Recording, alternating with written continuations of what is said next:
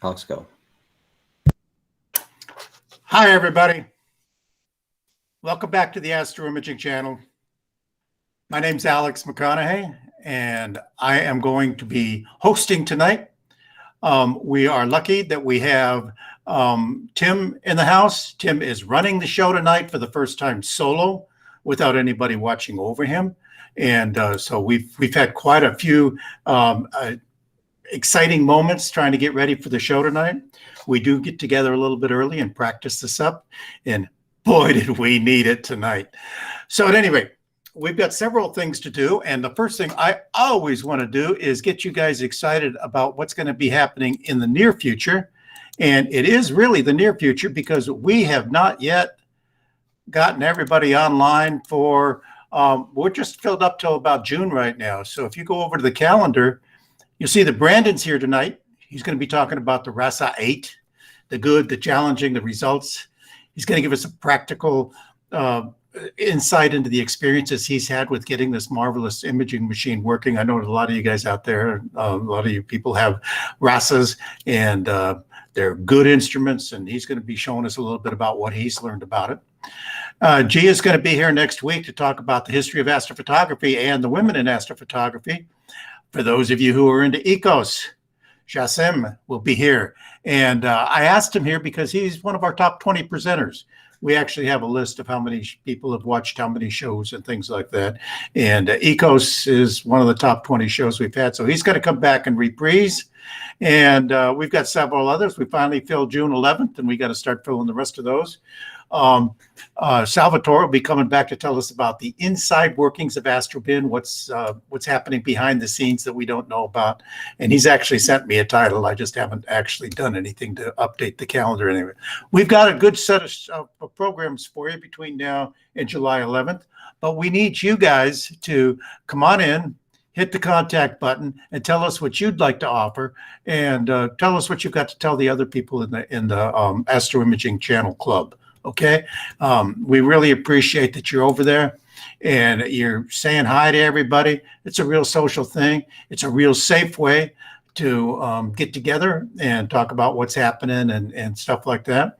We want to remind you that you go ahead and ask any questions you like over there, and we'll get them up to the presenters as quick as we can and in the right order. There's several other buttons we could push along here, including you can buy some t-shirts, you can make donations, you can do all sorts of things over here. So please, it's one thing that we do in this program that you don't get on a lot of YouTube tutorials is the chance to ask questions over here. So please go ahead and do that. With that in mind, there's another thing we do over here as part of your participation, and that is we occasionally have some really good shows put together by you folks out there contributing your programs, and this by contributing your shots, and we make a presentation out of it. Down at the bottom of this page, you can see the rules and stuff about what to do for gorgeous galaxies. But there was a button here that says volunteer. And we were fortunate to get somebody to volunteer for us. And he's been doing a marvelous job managing, curating the pictures that are coming in. His name's Arno. Arno, if you could start sharing your screen and do a bit of a presentation about the galaxies, we sure would appreciate that. Happy to do so, Alex. Thanks for your time. And I'll quickly show the screen up.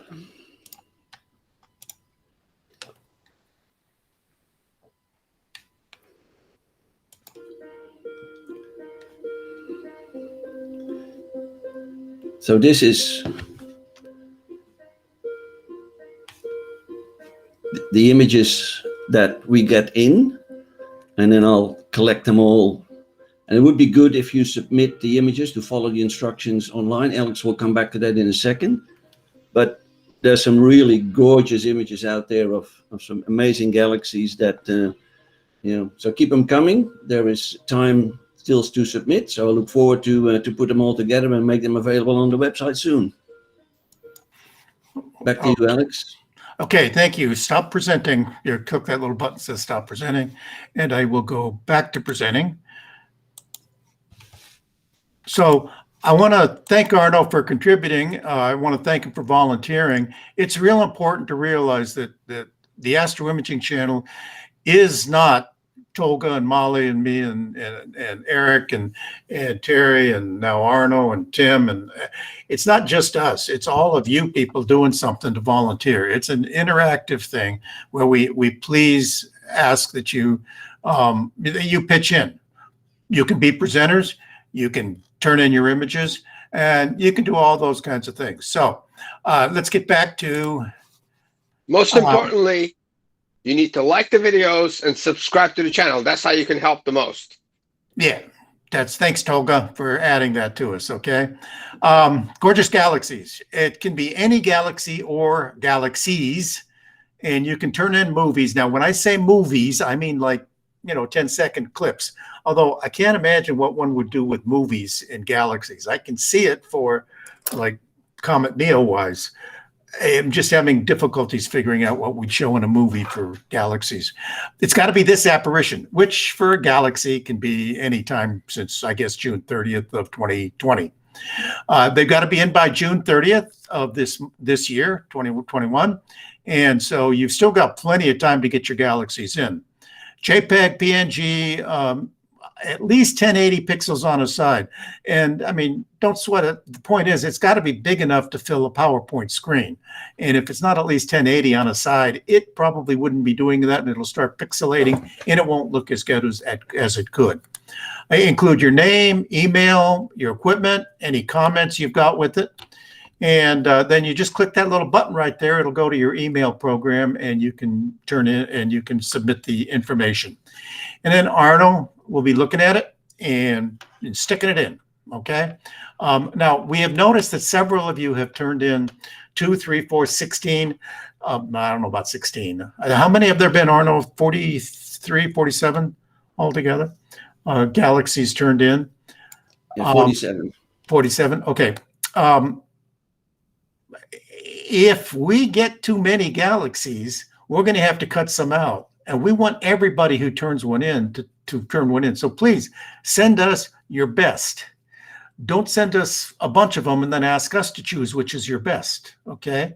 You just send in your best. And we don't want this thing to be going like 2.5 hours, because I know there's a lot of galaxies out there. But 2.5 hours is like way too long for one of these shows. So please, just send us your best, and we'll put it up there for 6 seconds like everything else, and that will be that.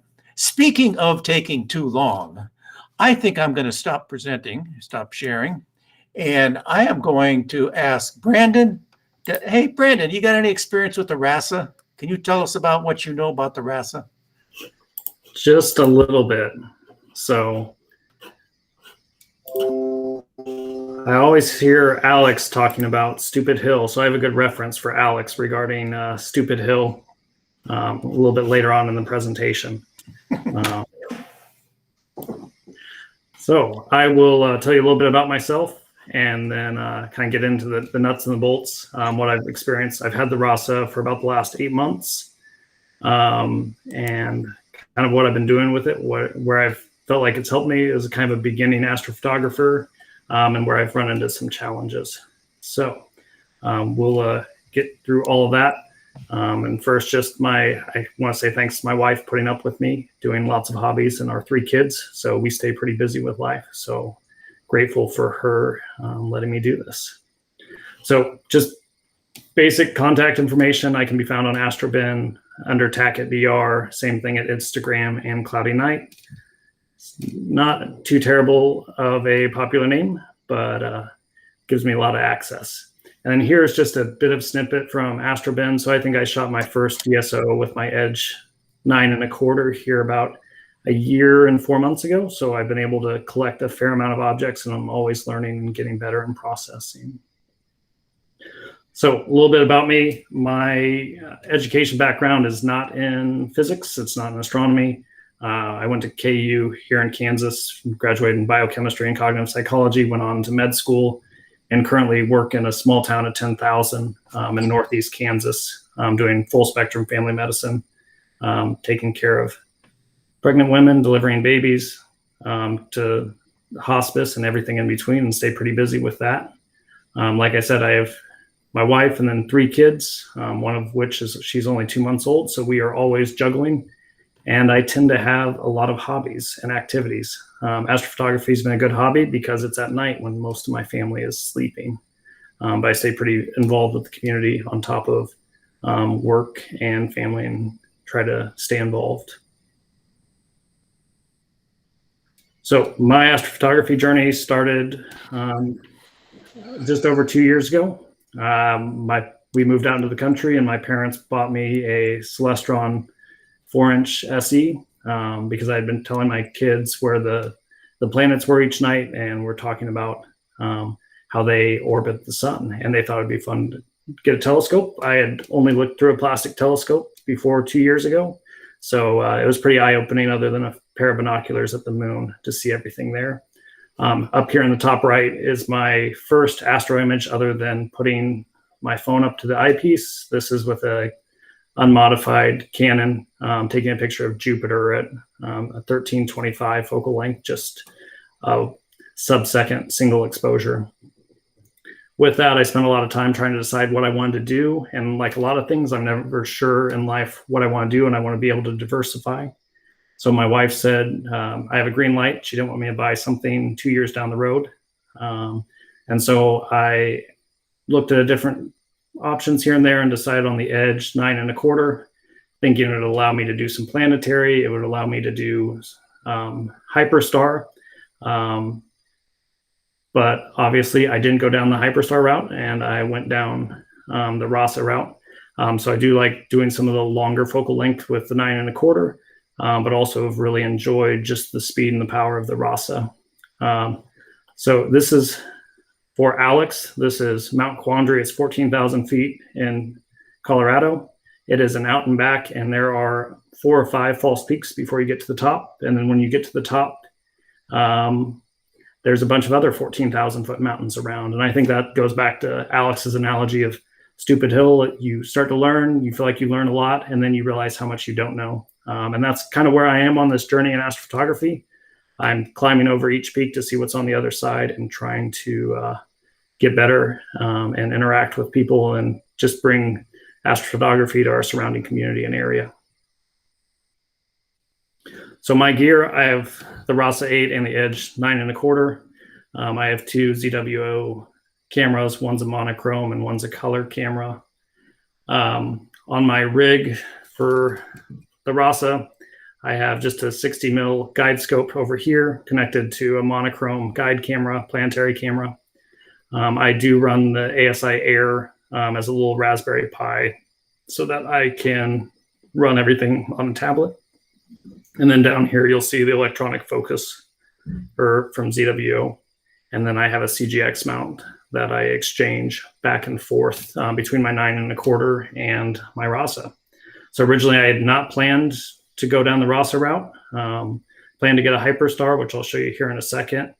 And then COVID hit, and High Point had a open box sale because the RASA they were going to use for the conference in Northeast America didn't happen. And so I got it at 40% off and decided I liked the idea of having 2 different scopes that I could just change in and out of my mount. And if I ever wanted to get a second mount, then I didn't have to change out my setup. And that has paid quite a bit of dividends. The only thing else on this rig, there's a QHY pole master. Since I live out in the country and don't have any permanent setup, I am packing everything out to the yard, setting it up, and then taking it down the next morning. So the faster I can do things, the better for me. So big thing, when I first got into astrophotography, I was very confused by what the RASA was, why you would ever mount a camera on the front of any telescope, whether a DSLR or one of the more modern CMOS or CCD for astrophotography. And the fact that you were going to spend money on something that didn't have an eyepiece. Lo and behold, I absolutely found myself loving astrophotography, and I'll still break out the eyepiece with my kids or friends for a conjunction or a comet. But for the most part, I love doing the astro imaging side of things. So over here on the right is a Hyperstar. And I'll get into some of the details. but that is where you have the lens assembly on the outside portion of the scope that you would mount to several of the Celestron Schmidt-Cassegrain telescopes. So it has a 4-element lens over here, and then you attach a camera. The RASA, which I have pictured the RASA 11, so it's a little bit bigger than the RASA 8 on the diagram from the white paper. But you have your light source, your image source coming in from here on the front of the scope. It's coming back here off to the it's going through the Schmidt corrector here, hitting the primary mirror, and then coming back through this lens assembly, and then going to your camera where your sensor position is back here. So if you'll notice, the RASA is a little bit different because its lens array is in here versus the Hyperstar, which is connected outside. So you have a little bit less force or pulling down on that lens array. Theoretically, it should make it a little bit more stable. So the RASA originally came from where they actually had mounted a camera inside a telescope in the 70s, and that had been for a functional, they called it a Schmidt camera. And then in the late 90s, Celestron came out with a fast star setup on some of their telescopes, and that graduated eventually to discontinuation, and then Hyperstar through Starizona developed this lens assembly to be placed on the fast star attachment. And the RASAs have only come out within the last 5 years or so. They initially introduced the RASA 11. They also have a 36 centimeter one, which is about a 14-inch, and is used in maybe some more academic comet hunting, asteroid tracking adventures. And then the RASA 8 is built for people like me who are doing this on the beginner to intermediate side of things.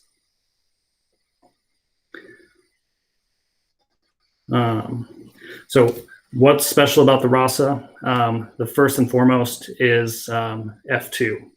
And f2 is the focal ratio, so your focal length divided by your aperture. So most of us shoot somewhere between f4 to f10, depending on what you're shooting, unless you're doing planetary, and then you have a much longer or larger f ratio. F2 is really fast, so you collect twice as amount of light as you go through f-stops, and I won't get into all the nitty-gritty details, but just to say f2 shoots a lot faster, and I'll show this on another slide. The RASA is designed for smaller CMOS and CCD cameras. The ideal image circle is 22 millimeters, and you can see the micro four thirds sensor on the bottom right is at 21.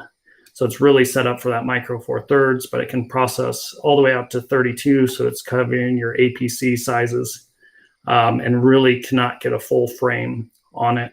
You'll have a lot of decreased field illumination on the peripheral part of the image. For my setup, both of my cameras are micro four thirds. They give me an average field of view diameter of about 3 degrees. So it allows a lot of objects, especially nebulae, but also some larger galaxies and galaxy clusters to really be in that focal length sweet spot.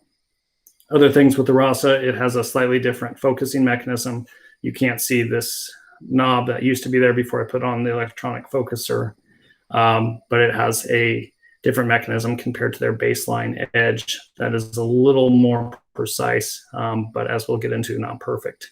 Also has a built-in cooling fan to cool in temperature when you're going from inside to outside quicker. It's important if you have a RASA that you unplug that, because if you have turbulence within the air column in your OTA, you're going to cause different types of noise from that and effect.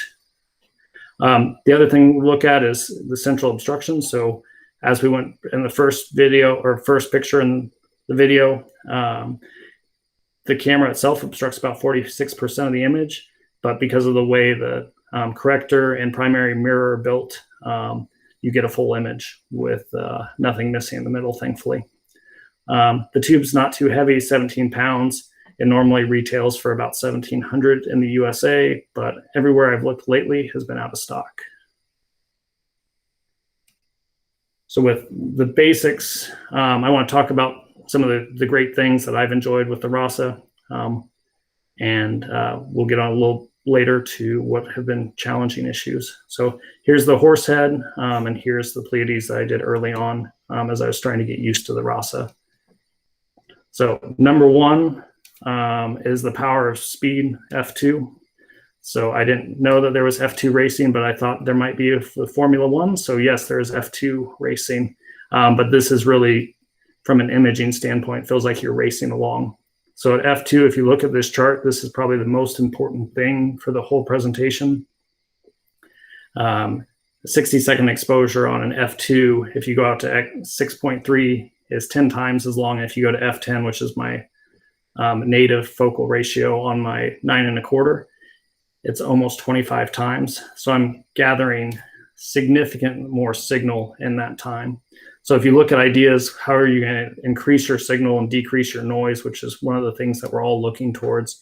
You can increase your exposure time, but you need good guiding as well as good seeing. You can increase your aperture with a similar focal length to some extent. You can increase your gain if you're running a CMOS camera, so that each electron that hit a pixel gives more signal there, but that also increases your noise. Or you can increase your pixel size of your camera by buying a larger pixel camera, or going to your binning setting and doing it 2x2, depending on your scene and your setup.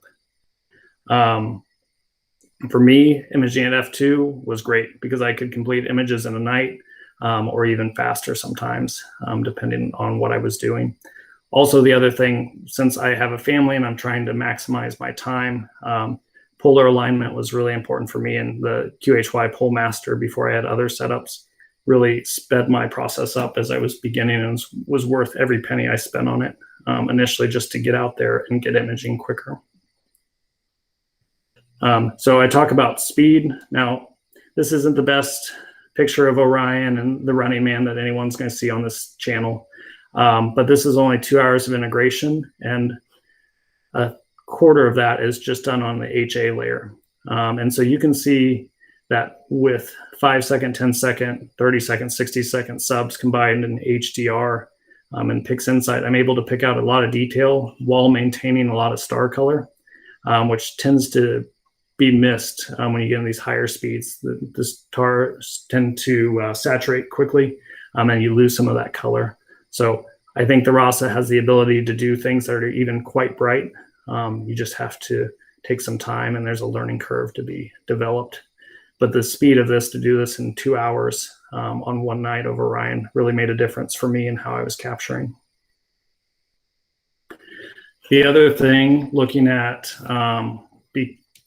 the setup with the RASA, doing a micro 4/3 sensor with smaller pixels. So my ASI 1600 has a 3.8 micrometer pixel size, and my ASI 294 MC, which is my color camera, has 4.63. So it definitely is on the undersize. If you go to astronomy tools, you can put in fields to figure out what your camera suitability is.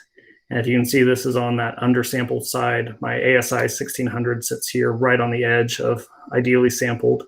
And in my scene conditions, where I average probably between 3 and 4.5 arc minutes or arc seconds per pixel, that tends to be the sweet spot for me. But because of that I'm undersampled, that allows me to do a process called drizzling. And before I explain drizzling, I want to just briefly explain dithering. Dithering is when you're guiding at a deep space object, and you're guiding every 3-5 subframes is moving by so many pixels in a random fashion. This random fashion allows the drizzling aspect of the program to then upscale mathematically, not just upscale and then pixelating. So one of the things I wanted to point out with the RASA, you lose some resolution. So if you went from a Celestron 8-inch, the same aperture as the RASA, you have probably 5 times, or you do have 5 times the resolution, but you're also 5 times zoomed in on the diagonal. With upscaling and drizzling, you can regain that back. So instead of 20% of the resolution, you can get to 40%. So I have this down here. This shows the original image. And then by upscaling by a factor of 2x2, it takes it to this area. Here's just a screen grab from PixInsight. So I have the one on the left shows the drizzled image, and the one on the right shows the non-drizzled image. So they look almost identical, but when you actually zoom in, And this one is now on the left. This is the drizzled image. So this is at a 1-to-1 scale. If the horizontal width was, I believe, PixInsight says 108 inches. You can look, and the stars are actually tighter, even though they're on a factor of 2x2 bigger.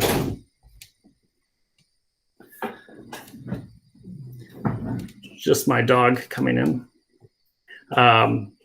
And also it gives, you can even tell within these small dust or Bach globules that there's actually more definition when comparing each of these in the drizzled version. So it's a way of really capitalizing on that signal and making it ability to print it, ability to really upscale and upsize it. The other bonus that I've enjoyed a lot with the RASA is being able to combine hydrogen alpha data with my one-shot color data. So if you look on the top part of the screen, these are one's the Witch Head and then one's the Andromeda Galaxy. And those are done just with my one-shot color camera. And that looks good for the most part, but being able to take the hydrogen alpha data by switching my camera and putting in a hydrogen alpha filter, it allows me to both increase the red signal in certain areas, as well as I oftentimes use as a luminance to help get some of the details of things that are much more hydrogen rich. And it also helps suppress some of the star blow that happens if longer exposures with the one-shot color, just due to the pure amount of signal and that the pixels saturate on the bright stars. Most of the time, when I'm doing this, I just align and it upscales my pixel size to my larger pixel size from 3.8 to 4.61, and then aligns the stars. Then I attempt to use the red enhancement using a pixel math tool. If that doesn't yield a better result, I skip that part and just use the H-alpha data for a luminance layer to really bring out the detail. The other thing about using the H-alpha and luminance data is it makes the narrow band combination a lot more prominent. And so I think you can see a little bit of H-alpha sneaking into the Witch Head here, which I had never seen before, as well as you can see in these dust lanes, these small H-alpha regions, but also gives it a lot more definition and pop, as well as helping to reduce some of the stars. And so that's one of the things I've really enjoyed about the RASA, is the ability to add H-alpha data and really change my image by the end of the day. The other thing that has been just a cool way to use the system, because it does shoot at such a high focal ratio and is so fast collecting light, is to use it for electronic assisted astrophotography. So this is where I'm out in the yard with an extra computer screen, and we are live capturing and live stacking. And I apologize, I don't have any pictures of us sitting out there with the 10 of our friends, but here are a couple of examples of just live 1-minute stacks or 30-second subs that keep stacking on each other. If I really turned up the gain on this, it would allow probably on brighter targets to see almost a real-time view, which is just another asset to have the RASA, as you can sit and show people what's going on where you're pointed in space. It also may be my 6-year-old's favorite part, because I usually shine the green laser to show what part of the sky we're looking at. And he thinks it's the Death Star, and he doesn't care about the astrophotography so much. Brandon, do you have time for a couple of questions? Sure. There was one question. I'm not sure this is possible, but can you also do F7 and F10 or F20 with the RASA, or are you fixed at F2? The RASA is fixed. So if you're looking to have that versatility, it's going with an edge or different type of Schmidt-Cassegrain, where it has the FastR capability to shoot at F2 or similar speed, but also go back to a focal reduced or a native. And there was a question of what kind of filters you use. What kind of? I will be getting to that coming up. Sure. The other thing, just let me interject a comment. There are other ways to add hydrogen alpha to bring out that detail without using it as a luminance, where you really, basically you will eliminate a good portion of your stars and create artifacts at the same time. just because of the SNR of the hydrogen alpha. But we can discuss that maybe after the show. Sure. No, and I have a few things where I try to limit those effects, and so it just depends on the image how I implement that. But always good to learn. So jumping right into the filter question. So I was trying to be budget conscious. I had narrowband filters. I used astronomic 12 nanometers, so not really zeroed in, just kind of wider on the less expensive side for my 9 1/4. But I wanted to try to see what they looked like for in the RASA with the filter drawer. And I used these are done with the 9 1/4. Now the flats have been taken, so it takes away some of the outside vignetting on the corners. But you can see the data that was coming in from, I think this was 80 2-minute subs. And then this is oxygen 3, which was maybe 20 3-minute subs. And then here's the sulfur 2 data. That was another 20 some odd subs, or maybe a little less. And you can see there's a little decreased signal, but good enough signal to create an image like this of the rosette. And one quick thing while I'm thinking about it, one of the things about the RASA, if you look back at it, because you take out that secondary mirror, everything is transposed from left to right or top to bottom, however you want to do it. So one of the important things, and I see it from even very experienced astrophotographers, is they have the object and this side is flipped over to this side. It's not rotated. So you just want to make sure you're flipping your images to how they are actually sitting. If you're using a different refractor or Schmidt-Cassegrain where it does have that secondary mirror. But I was satisfied with this because this was just one night and not all of an entire night on the rosette, and it came out better than expected. So more to talk about narrowband challenges coming up here and a little farther in the presentation. And I had a built-in question, Eric, but apparently you beat me to it. This one real quick is Bode's galaxy with the cigar galaxy. But my favorite part of the image is this was just a few nights where I didn't have anything else I wanted to shoot. And I collected hydrogen alpha as well as just one-shot color, just trying to pull out the interflux nebula with all the gas kind of at the very top of our galaxy or kind of in the intergalactic space. And so it's cool to be able to pull that type of detail out with a scope and Bortle class 4 skies in my backyard.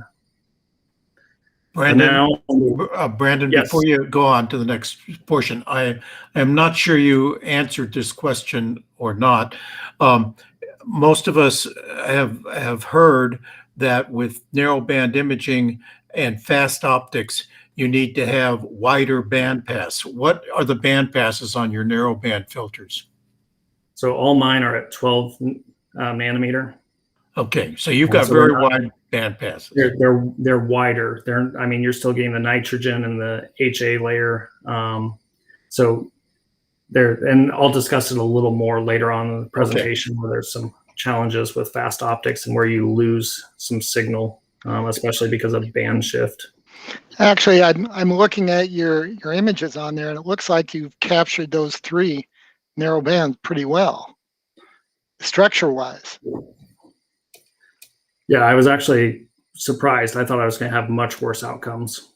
I thought, well, eventually I'm going to just have to fork over more money for higher or for high-speed filters. So it's still a work in progress. I'm not sure where I'll end up at the end of the day. But thus far, let me just interject here a little bit.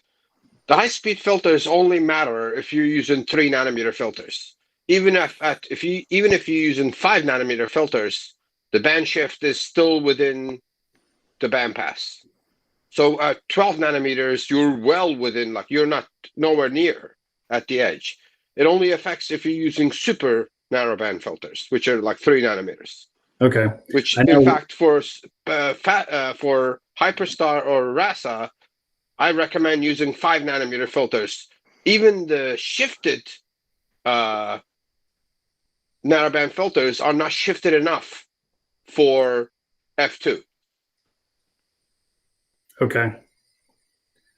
And I think some of the low end high speed stuff where they report at 10.5, but they actually don't declare what their bandwidth is or how much they moved it. The other thing I learned as I was going through it is it tends to, because you have on axis light rays, it tends to be signal wise fine in the middle. But as you move towards the edges, you start to get higher and higher bandpass artifact from that. So you get decreased signal. And maybe I'm incorrect. I think that was Tolga. Well, yeah. can I ask? It's like if you're 5 nanometers and up, the shift is within the transmission. Okay. It only matters if you're using 3 nanometer filters. You do not want to use 3 nanometer filters, even shifted. Like Chroma makes pre-shifted 3 nanometer filters, but they're not shifted enough. They're for like F3, F4. Okay. For Faststar, for F2, even those are no good. You want to go to F5. Okay. I mean, not F5. I'm sorry, 5 nanometer. 5 nanometers, sure. Now, I'm sorry, before we move on from this image, is this a tone mapped image or you just combined them? Just combined them. You might look into making a tone map and then using hydrogen alpha as luminosity, since that has the most data and gives you your best SNR. And I can't see it, but I suspect if you zoomed in, you might find some purple rings around some of your stars. Well, I got all those purple rings out thanks to lots of you guys in the Astro Imaging channel. But if you tone map, you wouldn't have to worry about the purple rings. Yeah. I've tried to figure it out. I just haven't been able to spend enough time. I know I've seen you do several images, Eric, that looked really exceptional. Yeah, we can discuss it after the show. It's fairly straightforward. The other thing you kind of skipped over, are you going to talk about focusing with the RASA? Oh, that's in my the challenging. Okay. All right, go ahead. Yeah. So here are a couple of my early on RASA images. So this was obviously the Pleiades and then M8 and the Trifid Nebula. And you can tell, one, there's some soft stars in the corners. This image in particular is on the ugly side of ugly.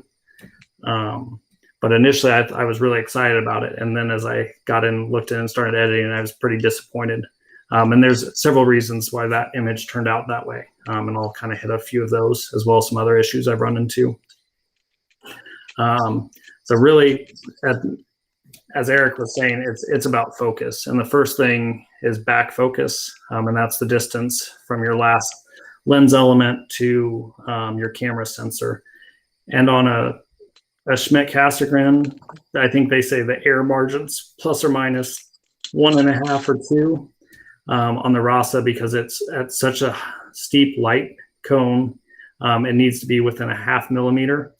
So initially I tried to put together with pieces that I had from my other rig, and I was at 26 millimeters, and I had a terrible time, as you can see with these images.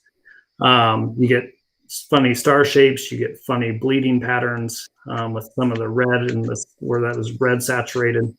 And then it's not flat across the field. And it was pretty disappointed. But ideally, the RASA is designed for small 4/3 sensors that are predominantly CMOS or CCD cameras. And then there's actually specific filter drawers for the RASA system that are precise to measure the back focus so it's spot on. And Star Arizona is the one I use and have in here.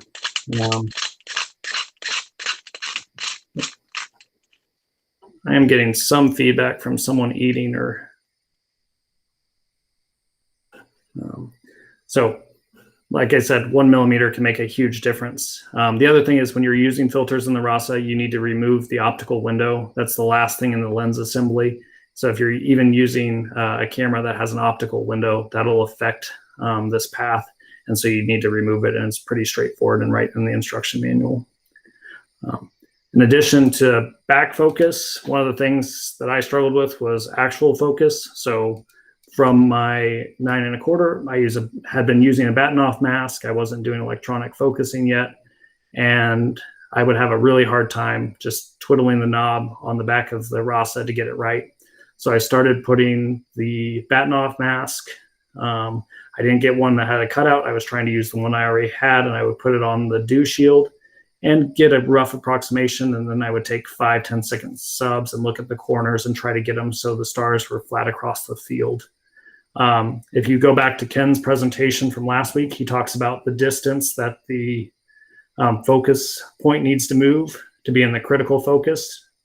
And it's at f7 is 5,000th of an inch, and then at 1,000th of an inch at f2 based on his calculations. So that's very minuscule movement. And for that, using the RASA, which is focused by moving the prime mirror back and forth, there is a lot of wiggle room. So even with doing all of this, I really disliked the RASA because it was hard to get a flat image. And I would sit there until I went crazy going back and forth using even a clip and trying to extend the lever so that I barely touched the focus knob before it would go left or right just to get the right focus. And it still left me with a lot of soft images. So here's the bottom part of one of my Andromeda images. If you see off to the right-hand side, the stars are decently tight, but they're bloated and out of focus on this left third, and it just kind of left me wanting more. So the basic solution in mine is still on the entry-level side, but a step in the right direction was getting an electronic automatic focuser. They didn't initially have this bracket piece built for the RASA, so that when that came along and being able to install that was a game changer for me. In addition to this, I decided to go with the ZWO product because it would then work with the ASI Air Pro versus the Celestron product, which doesn't interface with the ASI Air Pro. So then I run normal electronic focusing routines with V curves and matching the parabolic. And so then I run that once an hour, and that's really made a difference in all my runs. I would say almost all of them, because I still have some focus issues, maybe 5% of the time, but I've been much happier and less going crazy trying to turn the knob a half of a half degree each direction just to try to get the correct focus. The other thing you see that on the RASA is diffraction spikes, not from a refractor, which is because of the optics. These diffraction spikes are from the fact that the cables are running from the camera across that front corrector plate, and they cause that diffraction to happen there. So the quote I always hear is, when you want them, you don't have them, and when you want them, when you have them, you don't want them. And so with that, the way to fix this is to put your cables at 90 degrees to kind of get more classic diffraction spikes. I initially was quite frustrated because I would have this really broad diffraction spike going that was off 90 degrees, and then a very small middle one, as well as this kind of small lateral one. I was initially using the ZWO USB 3 cable that was a flat cable. And so based on its point, it was actually causing diffraction at an unequal pace. And so I switched over to a round USB 3 cable, and that has made my diffraction spikes 90 degrees and less bothersome. Still present, but something that I don't mind and my wife prefers. So that's half the battle. If you look here, this is from a person, Buckeye Stargazer. He has a 3D printed piece that makes kind of a U shape. And here's the different patterns that different cabling can cause. And this was from a gentleman, Mr. Hayes, who's an optical engineer on cloudy nights, had made this post. And I thought it was really helpful to kind of see what type of effects bright stars would have.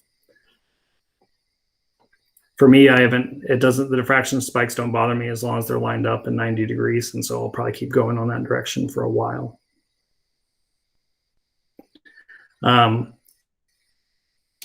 And this goes back a little bit to our previous conversation, so I won't spend too much time about the narrowband filters. But I just want to point out just the steepness of the light cone coming into this lens assembly versus this is my 9 1/4.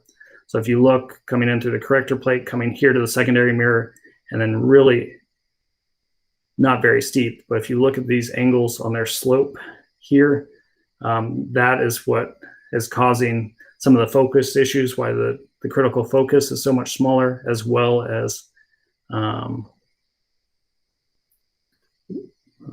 that you have that band shift pattern that we were talking about earlier. But so far, as previously mentioned, my 12 nanometers, I haven't had any problems. The other thing is the absolute signal that the RASA collects overcomes a fair amount. And I feel like it's left my images where I was happy with them at my stage. Brandon? Yes, sir. There's been a few questions about taking flats. Coming up. Okay, sorry. So, and I've talked all about this. So I eventually went to a 2-inch filter just to try to eliminate some of the vignetting on that, as well as I will probably one day use those on a different optical system, but haven't decided what that'll be or when that'll be. The only other thing I want to make a mention of is with the RASA 8, you can't use an automated filter wheel just because of the central obstruction. If you had a filter wheel, it would obstruct too much of that front collection of light and therefore aren't functional. I know on the RASA 11s and the 36 centimeter, there's very small electronic focus wheels to kind of automate the process.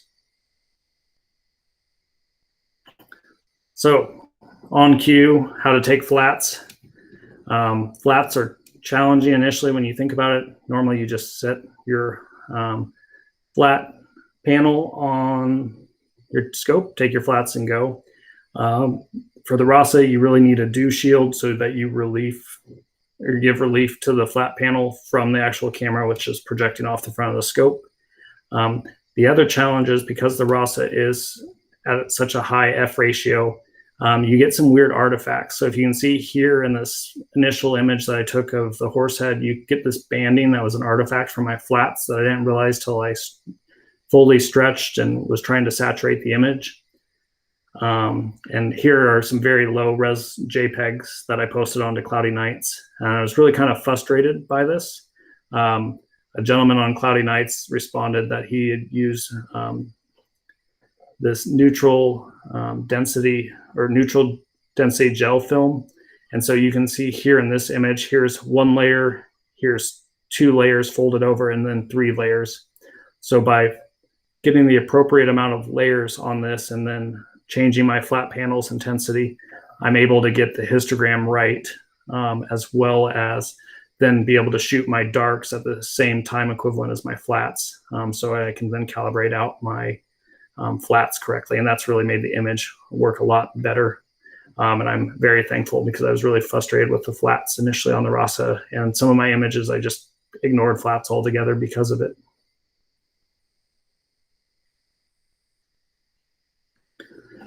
So looking at the results, one of the things, my schedule is busy. And so this is what I've done since August, my first light here on Andromeda in August, and my last really significant one I spent time was on the Witch's Head, and that was in, I believe, January. Now I'm in galaxy season using my 9 1/4. So I collected 20 different images.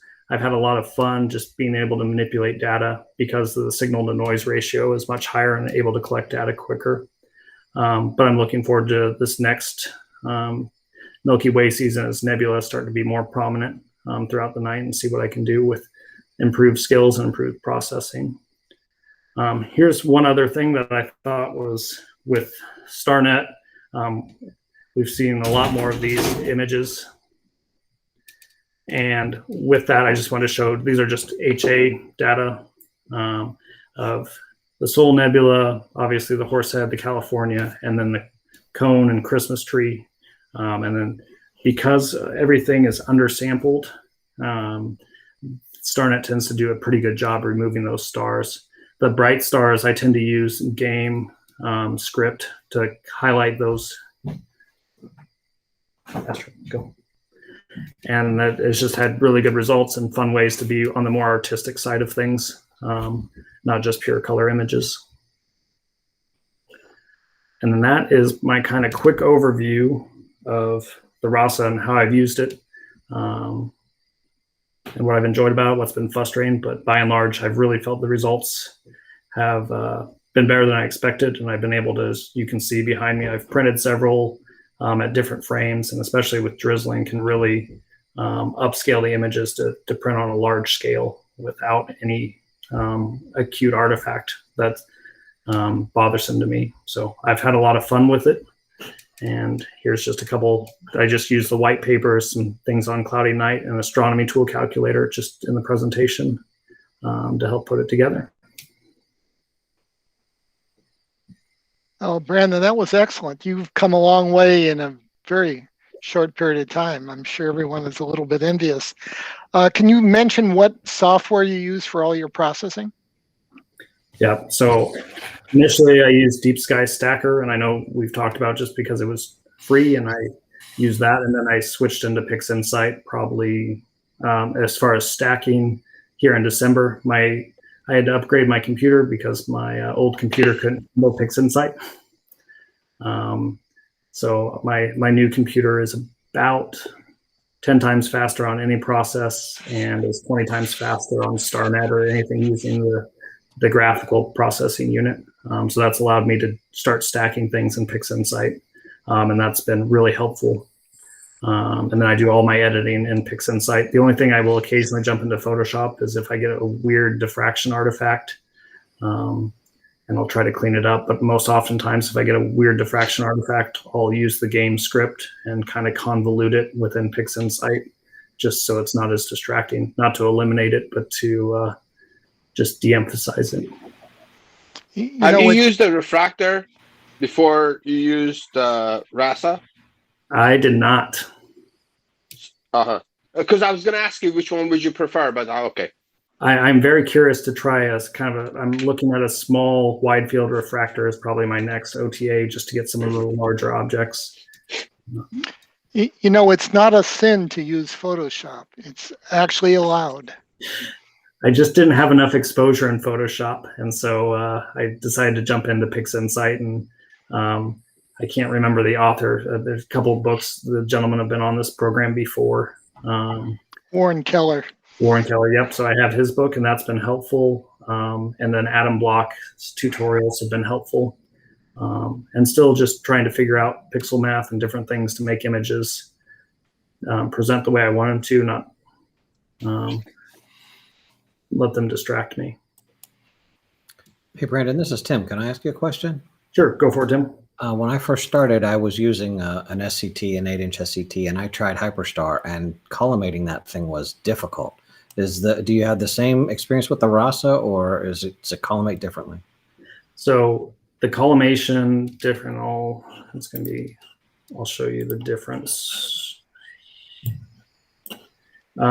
So mine from day one has been collimated, which is something to be thankful. Every time I really zoom out on a star, it is equally balanced, and I get the nice concentric rings around the star. There are, in this area here, there are screws that you can turn just barely, but they're a lot different than these knobs on the Hyperstar. So the Hyperstar has a lot more play here, from my understanding.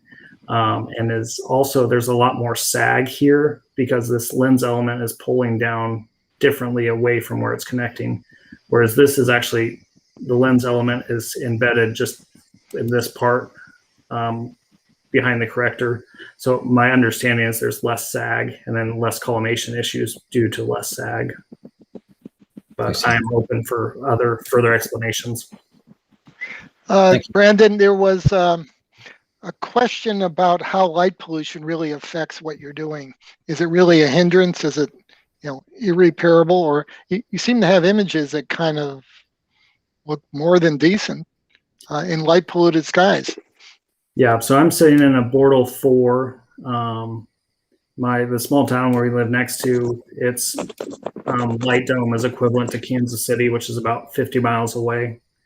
So I don't have a ton of issues from a light pollution per se. I'm on the green side of a Bortle 4. So I tend to not have a lot of light pollution issues with mine. So when I shoot with the one-shot color on ASI 294, I just have a luminance filter in. I don't actually use a light pollution filter. I know there are some, IDAS is coming out with several narrowband products that are kind of dual narrowband for the RASA, and I've seen different people have good results with those. But I like the color, the one-shot color, especially since I can get away with it in Bordeaux Class 4. And how's your seeing? What's your best So, nights? My best nights will dip into like the 2.5 to 3. Most average nights are somewhere between 3.5 and 4 arc seconds per pixel. And what's the RASA setup in arc seconds per pixel? So my on the ASI 1600, I think it's 1.98 arc seconds per pixel, and on the 294, it's like 2.38. So still not bad for my seeing conditions. So they balance out and also allowing me to drizzle. I pay for it on the other end with my longer focal length.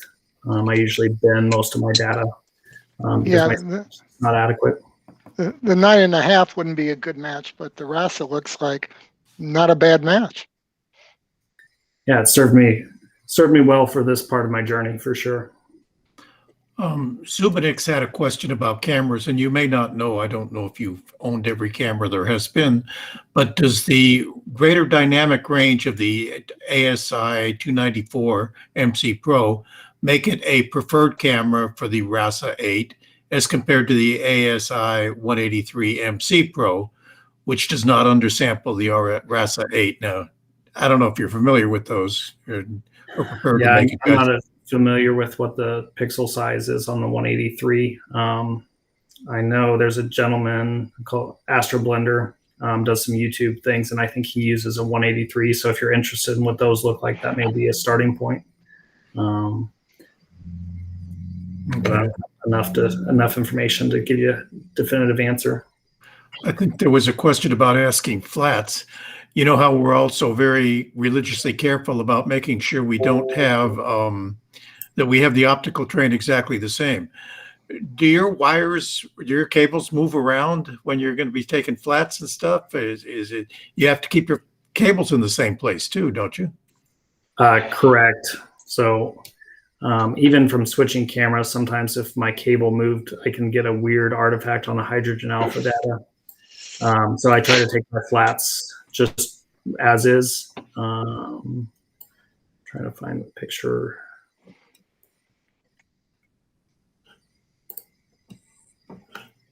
So I have a dew shield on, and so I don't move the dew shield. And then I have that rubber band right at that base where that connection point is. So I have there's little knobs where I know that's where I want my wire to come right off at. And I know there's a letter going around the periphery of the corrector plate there, that's where I want that one. So I just make sure I'm there at the same time.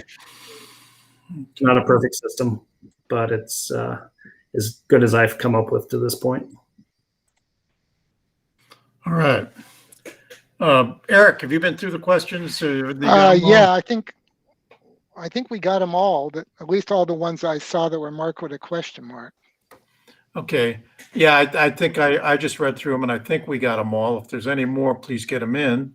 And there's a lot of comments back and forth, and a lot of congratulations, Brendan, because you did a good job. Okay, what I'm kind of proud of is Brandon's one of those guys that volunteered to do something. And I think that there are a whole lot more people out there that's got some expertise that can volunteer to do some programs for us. So, you know, at the beginning of every show, I mentioned that you got to go over to the contact site on the website and say, hey, I'll do a program about such and so. Yeah, I guess you could get nervous about it if you want, but you don't need to. You make up a PowerPoint saying the things you kind of know. And I'm sure Brandon doesn't know everything there is to know about a RASA 8. Do you, Brandon? I mean, you sounded like it. Yeah, but he knows enough to make sure that everybody else gets a good program out of it. You know what I mean?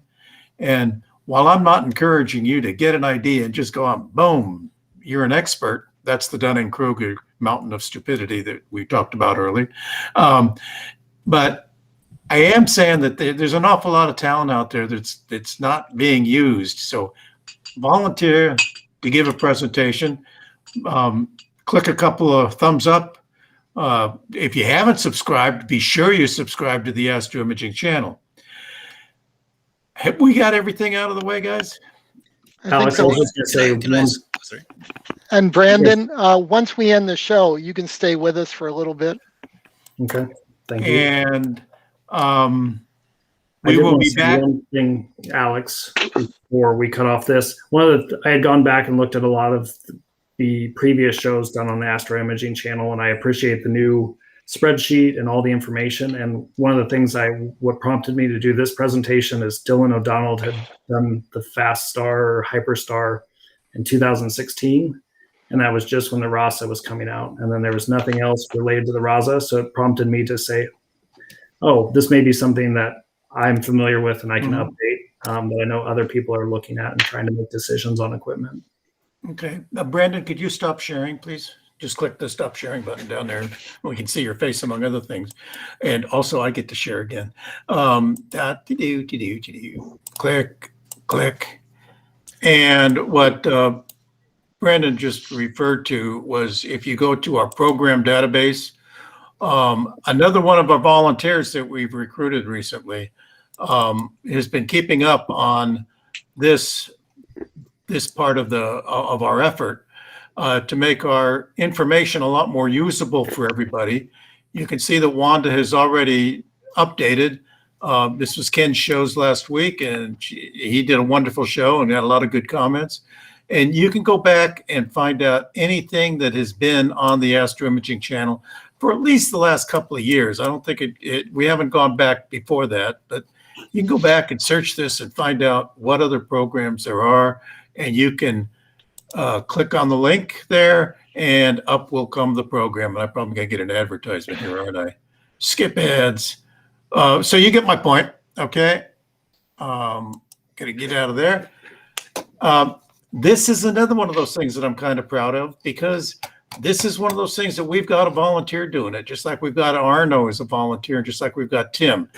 And I want to conclude the show, if we're ready to conclude, by congratulating Tim.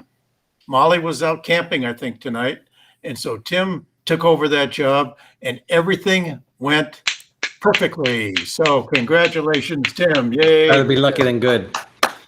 Are we finished, guys? We got all the questions in that are coming? Oh, can I ask one question? It's how does the focuser differ from an SCT? They put a different bearing, is my understanding, in it when they designed it compared to what they had previously done. So there was a little more gear ratio, and I am not mechanically inclined, so that there was a little more precise is the way they sold it.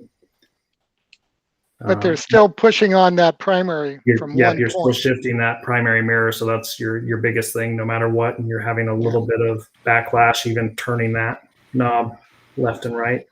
I believe they were trying really hard to minimize the mirror flop. I don't know if they were successful, but I think that was part of the redesign effort. I'm not sure about the 8, but the RASA 11 V2, the version 2, does have an improved focusing mechanism that attempts to eliminate the mirror flop. That's still pivoting off that one area as well? Yep.